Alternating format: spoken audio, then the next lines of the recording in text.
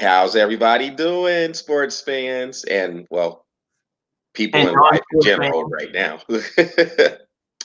It's time to breathe again on the Breath of Fresh Air webcast. I am Charles, and of course, you see Patrick right by me. We're back together. Patrick, has been a little bit. yeah, it has. See the beard? Looking nice. I like it. I like it. Oh, Uh, it's gonna take some work, man. It is itching like crazy right now, dude. See, I already got gray.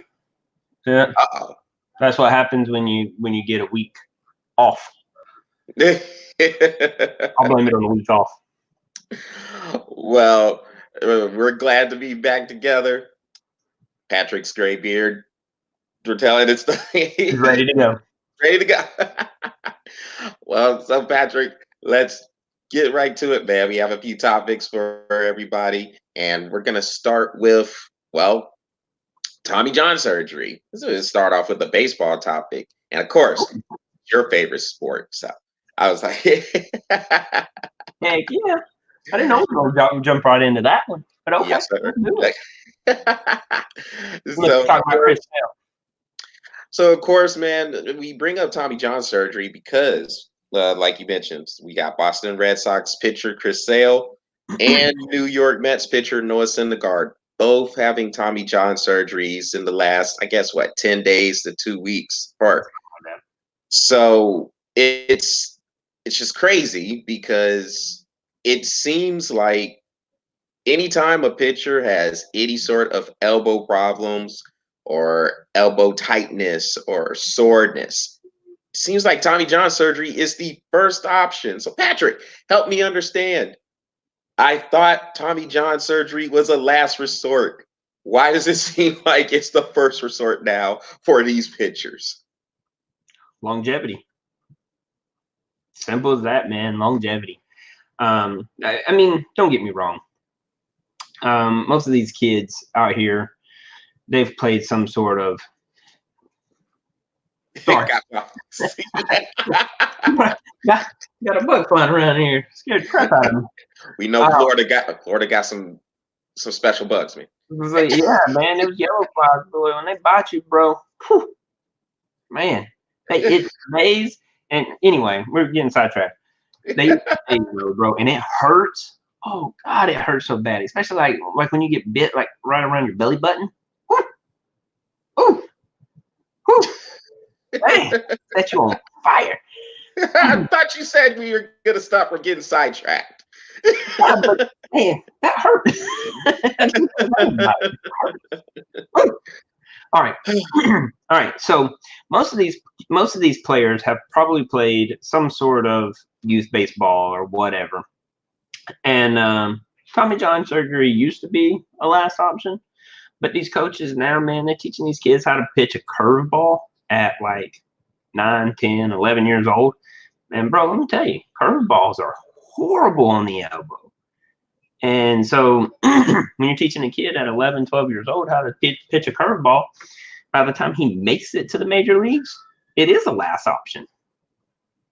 So, I mean, there's different perspectives looking at it. I mean, so you got that perspective. Then you just got players out here that's like, you know what? I'm not even gonna. I'm gonna catch it right now so that I can have beautiful, beautiful tendon that runs down my elbow for my prime.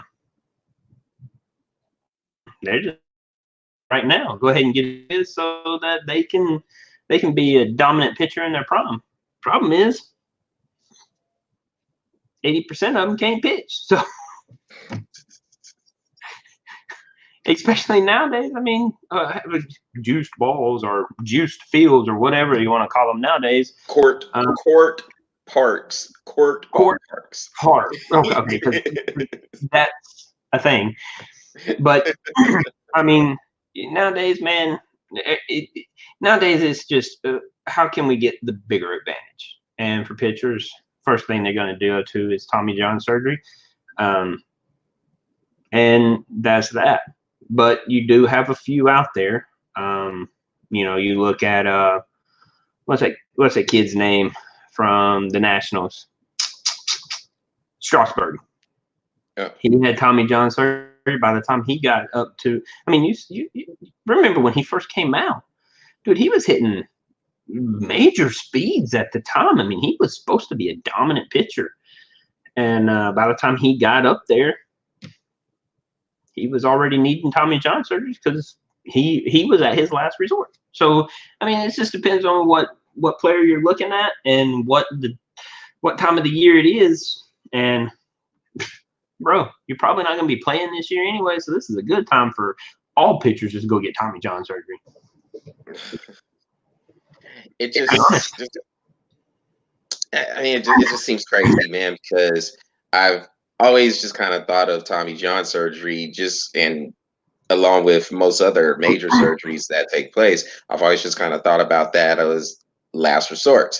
You go ahead if you do have something wrong with your elbow or whatever the injury may be, bless you. Whatever the injury may be, you're welcome. Whatever the injury may be, I always thought you just want to go ahead and get rehab done and maybe get some treatment and see if you can take care of it that way. And then if it's not working, then you go ahead and get the Tommy John surgery or whatever the major surgery is. But it seems alarming, the trend with the pitchers in Major League Baseball or maybe at the minor leagues as well is going to get that surgery. I understand what you're saying, and I actually agree with you, just simply because if you do have elbow problems, I think the thinking has changed over time in regards to Tommy John, because it seems like it's one of those, man, I got a little bit of tightness. This could be the beginning of a long line of problems. Let's go ahead and let's take care of this right now. We'll go ahead, we'll get the Tommy John surgery while we're young. I mean, there's a lot of these pitchers who are in their low to mid to upper 20s. And if you get the surgery at this time, then when you get into your low, mid, high 30s, then you can sustain. You already got surgery. You have a rebuild elbow, and you can go ahead and you can have a pretty good career, depending on what pitches you develop and how good you are. But it just seems alarming, and that Tommy John, to me, it's become a first option, and I just think it's weird. That's all. Oh, it's baseball, man. If you got the money to do it. New York Yankees show you that all the time. So you got the money talks, man. So if you got the money, go ahead and do it. I mean, what's a few scars for a good contract? Yeah, I mean, it is guaranteed money. Like, all of it is guaranteed. So yeah, and it's funny because a lot of these teams are also looking at it and saying, okay, so this is what he pitched his first 2 years, but he had Tommy John surgery. Give him a good deal because he already has the surgery, and we don't have to lose him now. It's funny how teams look at that, but they are looking at it and saying, well, we don't have to lose him for the year. He's already got it, so let's give him a good contract and see if it works out. Yep. Yeah, it's true. It is true. And then a lot of these pitchers now, especially your higher end pitchers, they're getting what, 6, 7, 8-year contracts now. And like you said, with Major League Baseball, it's not so much the money. I mean, again, obviously the money is a big deal when it comes to these contracts, but it's the years that these players are signing for, because the dynamic is just different. It's a fully guaranteed contract right away. So if you do sign for 8 years, it doesn't matter what team the person is on. It doesn't matter where he goes. That money is coming to him. And if you decide to trade for him, then you're just inheriting that contract. So if you do have the Tommy John surgery, then I can see where you're saying GMs and owners and all the people who make those managerial decisions when it comes to team building would look at that and say, hey, he already had Tommy John surgery. Let's go ahead and just give him this contract because he already has a rebuilt arm. So there shouldn't be any problem. everything's taken care of now. Yep. Well, Patrick, looks like we're on agreement. Yeah. Well,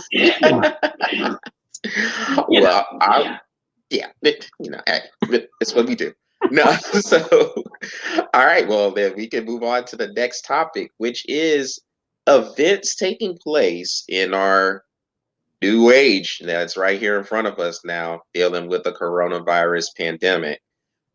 You have events that are just taking place in whatever venue it was scheduled to take place at, without fans, without people attending. So I go to WrestleMania. We're going to talk about wrestling here.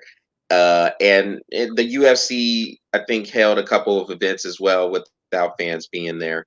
But yeah, WrestleMania is coming up. I think it is this Sunday.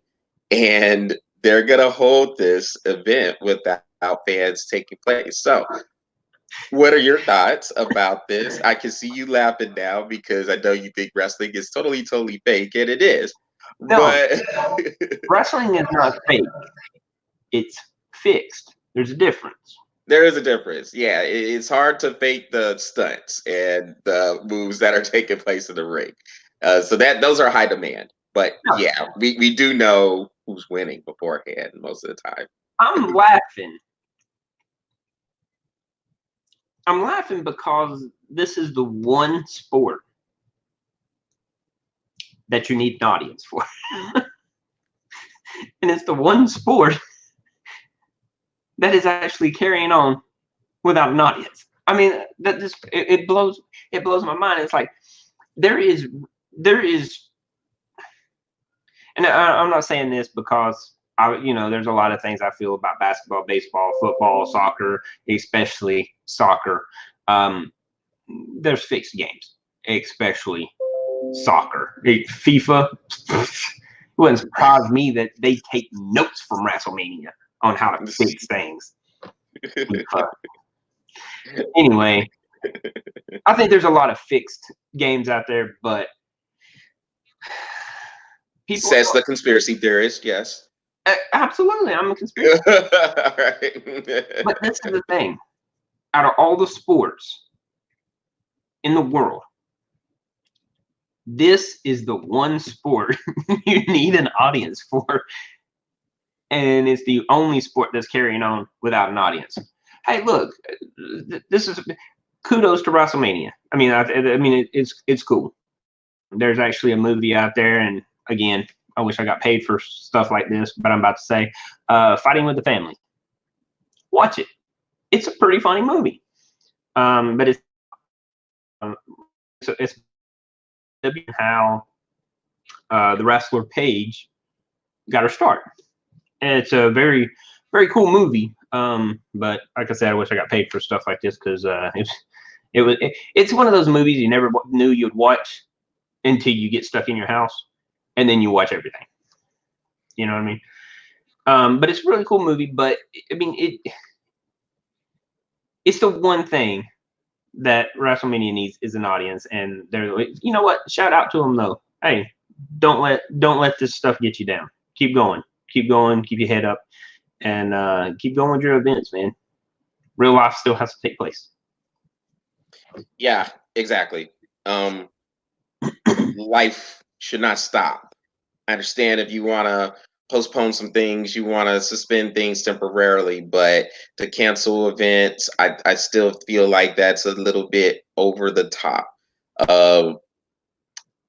We can't let things like this, like coronavirus, dictate the way we're living. And of course, yes. I do want to say something on what you just said.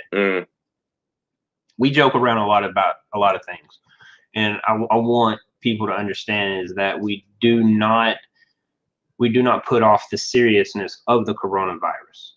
It is serious, and we understand that. But there's still life that has to be carried on. And I just want to make sure that everybody understands that we do understand the seriousness of the coronavirus. We're just not going to let that rule our life. So I just wanted to say that because, people always tell me, it was like, well, you should take this pandemic a little bit more seriously. It's not that I'm not taking it serious. I'm just not letting it rule my life. Yeah, I was going to get to that too, and I mean, I think that I couldn't say it any better. I do think we still have life to live. We still have to find ways to get things done. We have to get people fed. We have to put food on the table. We still have to go out there and do our grind. And this is what I see with WrestleMania. And I think, well, right, two things. Number one, I think this serves as a very good distraction away from the heaviness of what we've been going through as a public right now. So if you are able to check out these events, then by all means, I think you should be able to run them. You take whatever necessary precautions. In this case, you don't want fans to be there because you know what's going on with everything with social distancing and all the rules they have put out there. So to be able to have that serve as a distraction, to have that kind of have at least some semblance of normalcy, I guess, I think that's a big key. Number two, we have to remember also, Patrick, these the the TV revenue is where a lot of the money comes from when it comes to these contracts anyway. So it's one thing not to have fans there. And I get it. You would definitely want fans to be there to get concessions or pay for parking or whatever the situation may be, to pay for the tickets to be in a suite or whatever it may be. Obviously, you would want that extra revenue to come in, but the TV deals these corporations sign with these stations are huge. And so you do have a deal like that in place. And Patrick, you're talking billions and billions of dollars there. Yeah. So I mean, I don't want to say that's the main reason why they're carrying it out, why they're going to continue to roll on with these events, but I think we would be naive to think that didn't have anything to do with it. They're not trying to lose money. You know, so if I was running it, I would be doing anything in my power. Because, I mean, yes, like you said, most of their money comes from the TV stations. And I get that. And there's a lot of money that comes from the concessions and buying the tickets and suites and blah, blah, blah, blah, blah. But, bro, let's look at it. If we're looking at this on a percentage scale, we're looking at 80% of your total revenue comes from the market of the media of television. So CBS, bro, they're gonna. I mean, I don't know where this is gonna be aired at, but CBS, ABC, NBC, Fox, wherever it's gonna go. it's pay-per-view most of the time, but bro, you know how I feel about pay-per-view. Well, it's I don't know what to tell you. I mean, that's what they do. But wherever it goes, pay-per-view. It's pay-per-view. You know, WrestleMania especially has always been pay-per-view.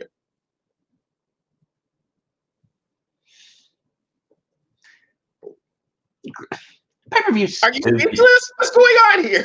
Huh? No, I'm just. Why was that even invented? Man. Hey, again, TV revenue, man.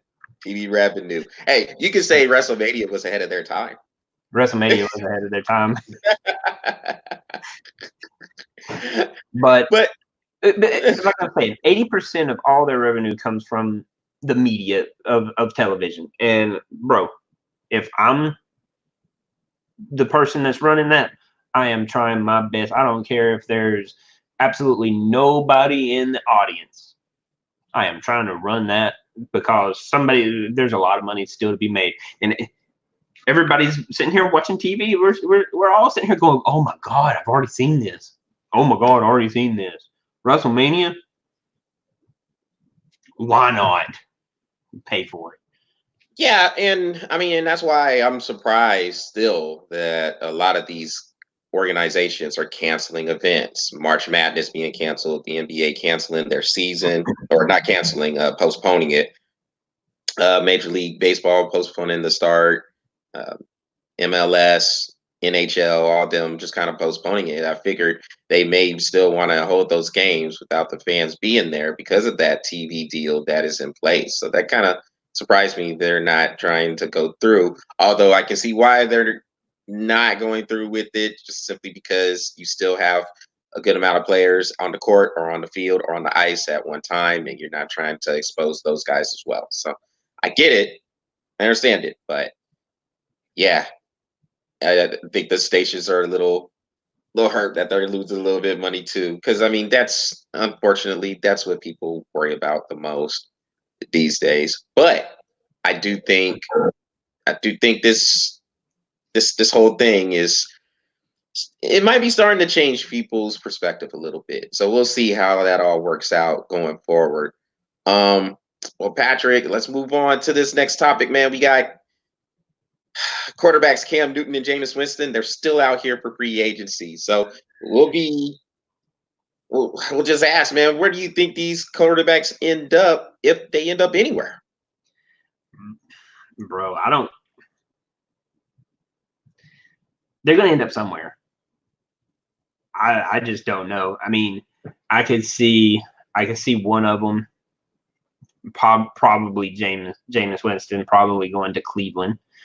But past that, everybody has a quarterback. And just a second, Patrick. Cleveland, huh? So you think he would be behind Baker Mayfield? Because I would start him over Baker Mayfield.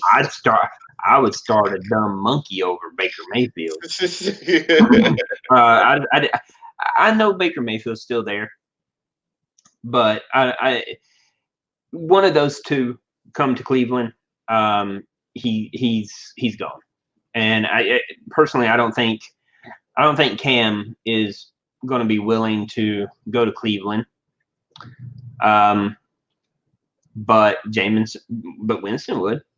So, but that's the only place I really see that needs a quarterback. I mean, I guess New England, you could have somebody go there. I mean, I guess Cam could probably go there. That's a really good plug-and-play system for Cam, truthfully. But, I mean, I think New England's already moved on to their next quarterback already. So I don't know, man. I mean, I don't think there's really a place for either one of them right now. Like I said, Cleveland, definitely. But other than that, everybody's got a quarterback. Everybody seems to be pretty well entrenched with their plans at quarterback. A lot of them, why they have the plan for the quarterbacks they have, I don't know. because these quarterbacks are garbage. They're not that good. I don't understand. To me, Cam Newton, if you're telling me Cam is going to be healthy, he's coming back from the foot and the shoulder injury he had. If you're telling me he's going to be healthy and ready to go, yeah, Cam can start on at least half, if not 2/3 of these teams right away. And I wouldn't ask any questions about it. He would be my starting quarterback. Maybe the Chargers is a destination, the LA Chargers. Although I'm hearing they're gonna go ahead and go with Tyrod Taylor as the starter for the year, and then they might try to do the tank for Trevor Lawrence thing anyway. I don't know, whatever. You know how I feel about tanking. So it's so disgusting. One thing shouldn't be in the sports at all. At all, exactly. And Jameis. Yeah, to me, I think it's more of a question of where Jameis goes. I feel like Cam will land on his feet somewhere. Jameis, because of him being him being the only member of that 30 touchdown, 30 interception club, I don't know where he's going to go. He did get eye surgery. He got LASIK surgery, so maybe that has something to do with it. And I do, and Patrick, I do. I do think colorblindness, but okay.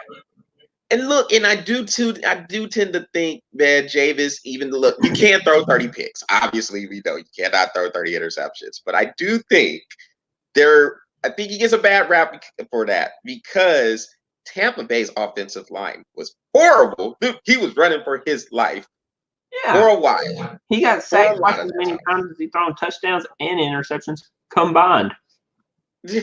So that offensive line is terrible, and this is what you have to protect Tom Brady with. We'll see how that works. We'll Yeah, see. you know that'll be a topic for another day. Oh, I cannot wait to talk about that one. But I cannot. but man,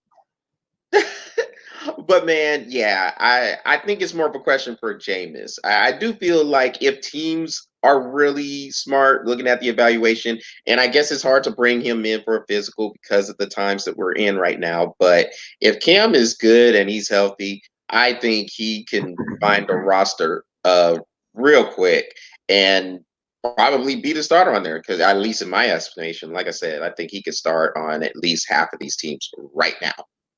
Right now. So, you have anything else to add to it before we move on to our last topic? Nope. All right, Patrick. Well, man, we're going to end this one. We're going to end this webcast on a little bit more of a serious note. You mentioned what's going on with the coronavirus pandemic here, and just you're talking about the seriousness of what's going on, the people who are affected by this, people who are dying because of this in this country and all over the world. And because of it, we have a lot of orders out there, state, local governments, and federal governments telling us to shelter in place, telling us to be in the house and not to venture out. If we do go to a restaurant, you have to get it to go. We can't sit down and eat because all the chairs have been removed. So I guess let's just talk about how we're spending our time, man. Let's just kind of just relate everything to what we are going through because the fact of the matter, Patrick, is everybody is going through it. So I figure it'd be good for the soul and for us in general, for you and I, just to kind of talk about you and me, to talk about how we're spending our time going through the coronavirus pandemic and having the shelter in place. So what are you doing to spend time and to get through? I like this, man. This is a conversation that we would have in the background. I like this. And all right. So truthfully, I got laid off from my job, and that was kind of a hard blow. But they're not closing down the position; they're just closing me down for 2 weeks. So with that being said, hey man, it gives me enough time to chill out with my kids, and I do enjoy that part. Me and my wife have talked about for many years, talking about if we were going to homeschool our children. And I have 2 kids. Y'all seen it in a shorty. I have one that's 12 years old and one that's fixing to turn 8. So my 12-year-old is in 6th grade, and my 8-year-old is in 1st. And man, it's tough. Homeschooling is tough. It's a strict, rigorous schedule, and you have to stay on top of it because these schools are wanting them to come back, and they don't want them to miss a second. So, in a nutshell, that's really kind of been my day for morning to evening, and then at the end of the day, after I get everything almost all said and done, me and the kids settle down and play a little bit of Fortnite. There's my day. Almost every single day. Yeah. Man, and that's what's up. And I think that's one of the main things a lot of people are going to realize. This is stuff that can't be taken for granted. Being able to spend time with your family and doing some thinking, doing some reflections. And so, I mean, for me, man, I'm teleworking for one job and I'm actually working overnights at another. So having the overnight job, it actually kind of helps to get out the house for one.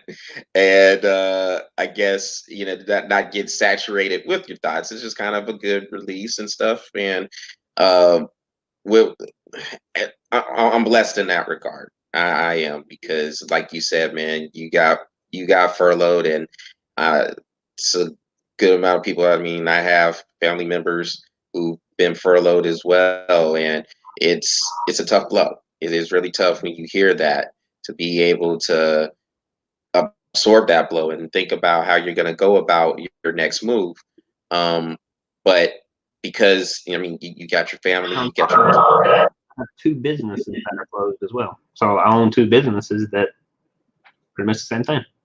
ugh.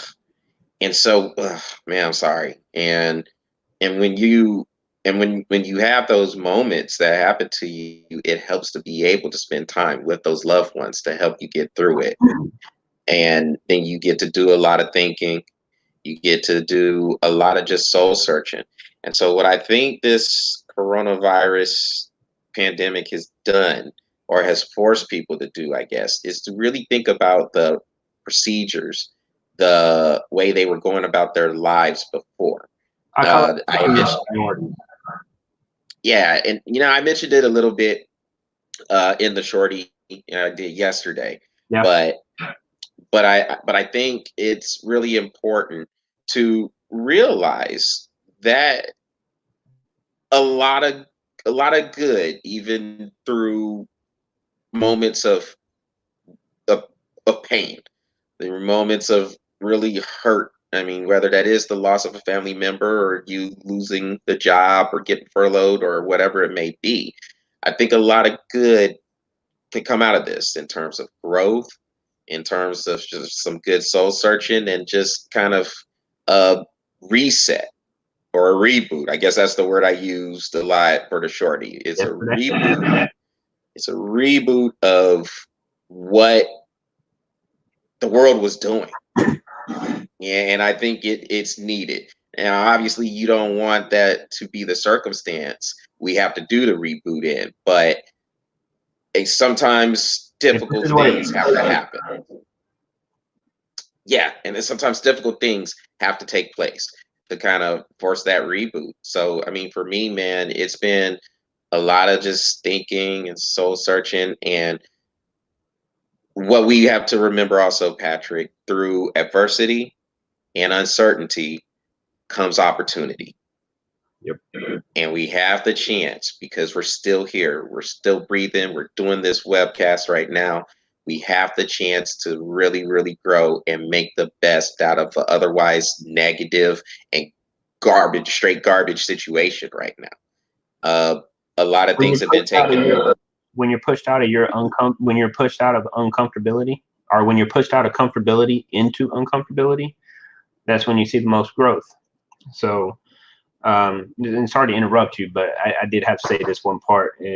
With the world seeing many things like this throughout its time, because this is not the first the world has ever seen, and we're still standing.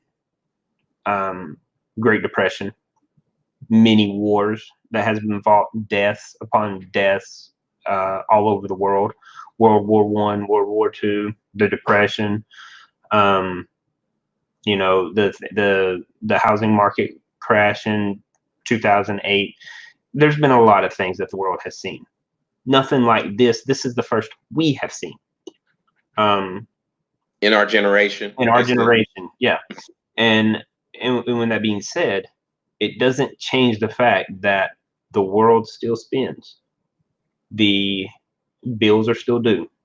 And as long as you're breathing, as long as you're alive, you keep your head up. This is one of the things I was mentioning in my shorty. Keep your head up. And if you're not, this is gonna beat you. And as well,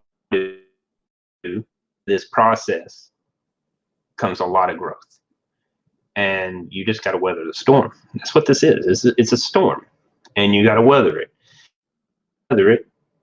You're gonna come out on the other end with many scars, with many bumps, with many bruises, but you're not dead. And if you are, my condolences. I don't mean that in any way of disrespect. I'm just saying, when you come out on the other side,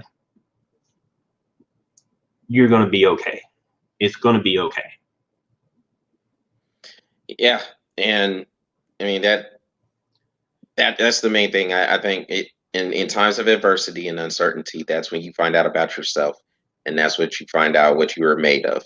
And we always talk about how tough we are. Everybody always talks about how tough they are and what they can go through and what they could deal with. Well, here's your chance. This is what we have. This is a situation. You know it's garbage. It's right here at the doorstep, and it's busting the door down. So what are you gonna do about it? Are I'm you going to gonna open feel the sorry door. for So it yourself? doesn't break my door and cost me more money. Right. And so are you Oh, let me tell you gonna what I'm about. and so are you gonna sit here and feel sorry for yourself, or are you gonna fight, or are you gonna make some things happen? And those are the things we get to find out about ourselves. But another thing, Patrick, and then we'll wrap it up. Um, we have a lot of things that have been taken away from us. Being able to walk down the street to your favorite restaurant or to your favorite bar or whatever it may be, being able to go to the mall or whatever. That stuff has been taken away from us. And I think after this, we're gonna have a new appreciation for this, or I would like to think we will, because these are the things we were taking for granted before.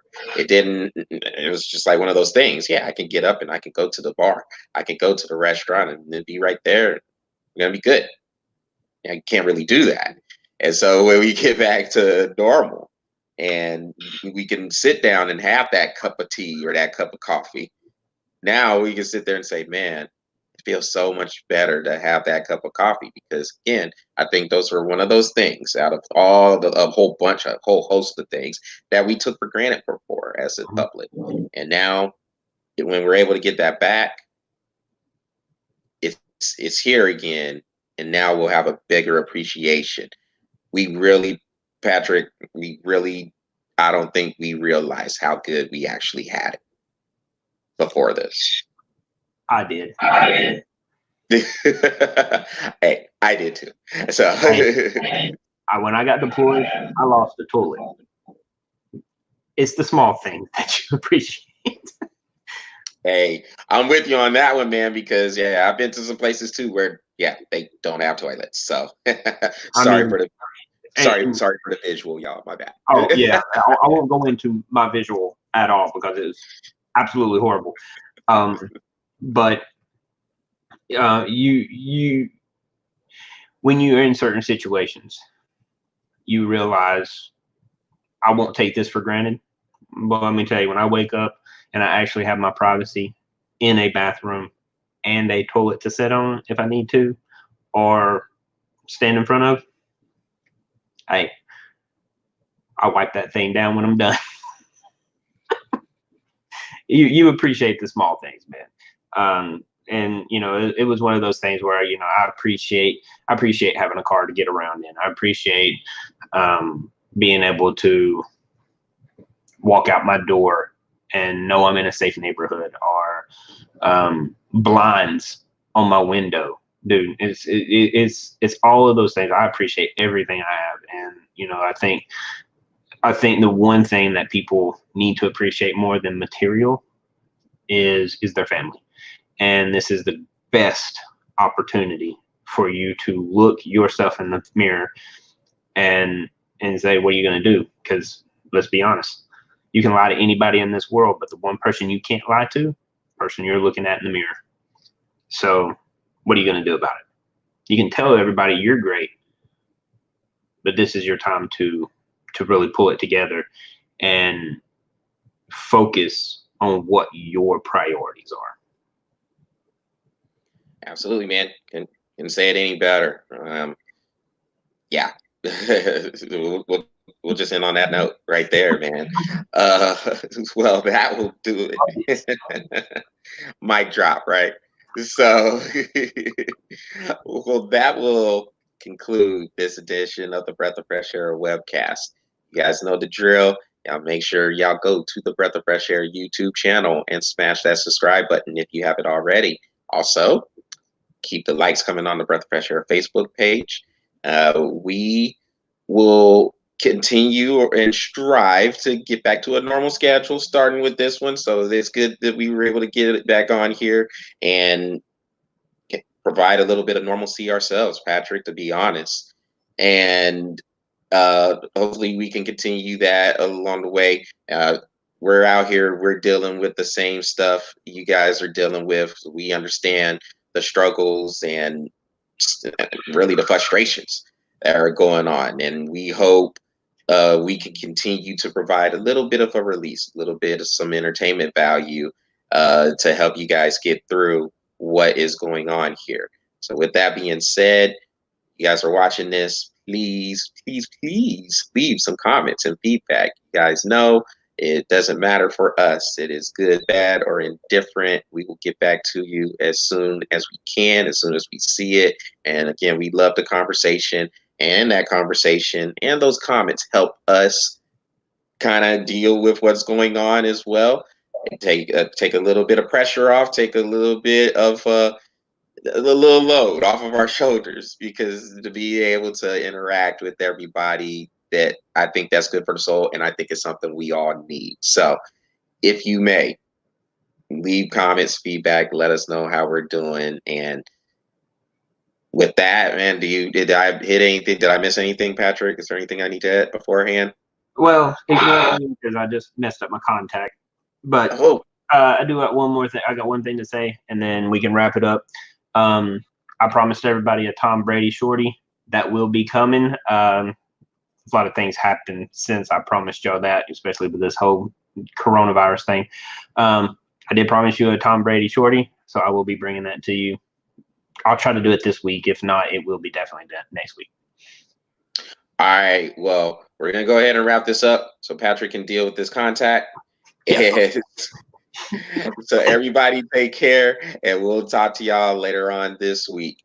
Stay safe, everybody, and take care of each other, love each other, and we'll get through this. Everybody take care. We'll see you next week or this week. Dang contact.